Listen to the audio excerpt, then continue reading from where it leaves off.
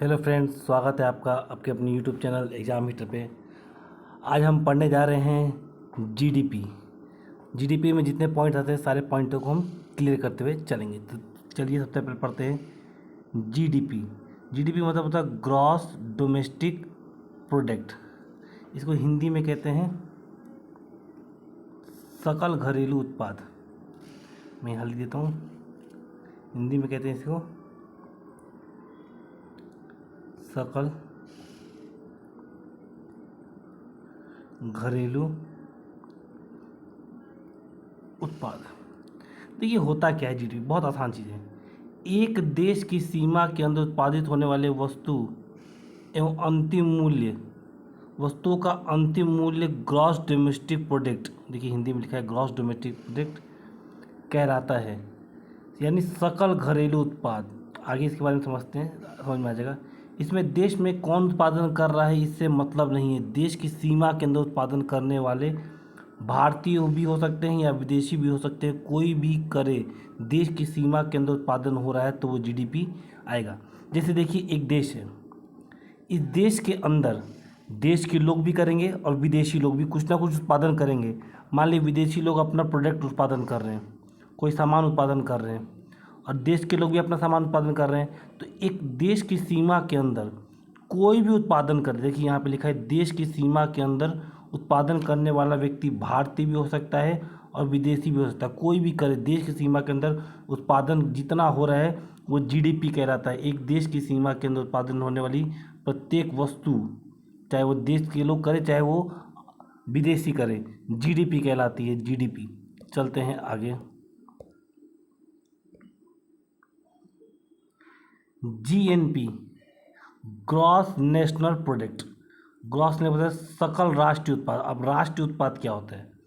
सकल राष्ट्रीय उत्पाद, इसमें यह देखा जाता है कि उत्पादन करने वाला व्यक्ति भारतीय है कि नहीं, भले वो किसी भी देश में हो, भारत, चाहे वो भारत में हो चाहे वो अन्य देश का हो, भारतीय होना चाहिए, सकल राष्ट्रीय उत्पाद कहलाता है।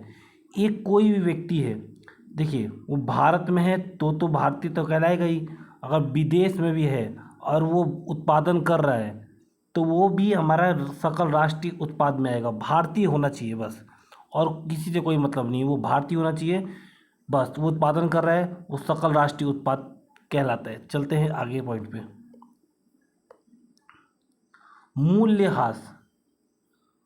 मूल्यह्रास क्या होता है ये देखिए इंपॉर्टेंट है। मूल्यह्रास से तात्पर्य ये है कि जब कोई वस्तु नहीं आती है, नया नया कोई वस्तु लाते हैं और कुछ वर्षों के बाद उसमें कुछ ना कुछ चीज़ टूट फूट जाती है या ख़राब हो जाता है, उसके बाद जब उसको बेचने जाया जाता है,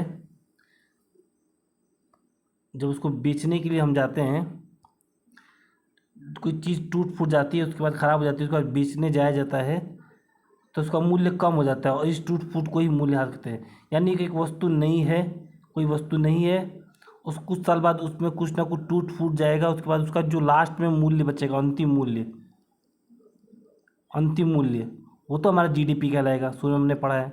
लेकिन जो टूटा फूटा है, जो बीच में टूटा फूटा है, उसको हम मूल्यह्रास कहते हैं। चलिए आगे चलते हैं। एनडीपी नेट डोमेस्टिक प्रोडक्ट, शुद्ध घरेलू उत्पाद। हमने पढ़ा है सकल घरेलू उत्पाद शुद्ध। शुद्ध का मतलब क्या होता है?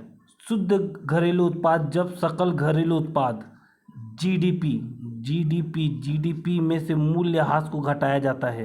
देखिए सकल घरेलू उत्पाद यानी जीडीपी में से जब मूल्यह्रास को घटाया जाता है, उसके बाद जो बचता है वो शुद्ध घरेलू उत्पाद, यानी एक वस्तु है, देश अंतिम उसका मूल्य है, उसमें कुछ ना कुछ खराबी आ गई, और खराबी के बाद जो लास्ट में अंतिम मूल्य बचा, शुद्ध रूप से जो मूल्य बचा उसका, वही शुद्ध घरेलू उत्पाद कहलाता है। चलते हैं लास्ट वाले पॉइंट पे। शुद्ध राष्ट्रीय उत्पाद।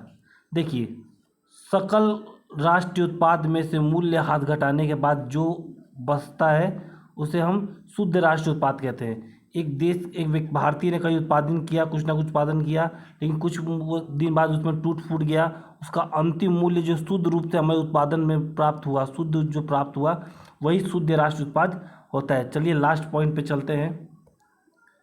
पीपीपी पब्लिक प्राइवेट पार्टनरशिप, जब निजी और प्राइवेट लोग दोनों एक साथ मिलकर कार्य करते हैं तो उसे पब्लिक प्राइवेट पार्टनरशिप कहा जाता है। तो ये रहा आज के हमारे टॉपिक्स। धन्यवाद।